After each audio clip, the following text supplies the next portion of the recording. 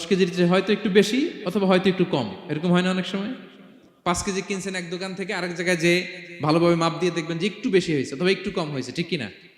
আল্লাহ যে মিজানের পাল্লা সেদিন বসাবেন ওইখানেও তো এরকম হবে। হ্যাঁ, কেমন হবে?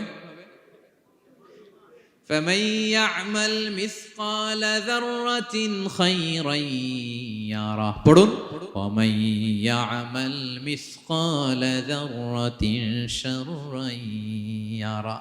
ক্ষুদ্রাতি ক্ষুদ্র জাররা তথা অনুপরিমাণ ভালো যদি করো সেটাও সেদিন নিক্তি পাল্লায়, মিজানের দাড়ি পাল্লায় দেখতে পাবা।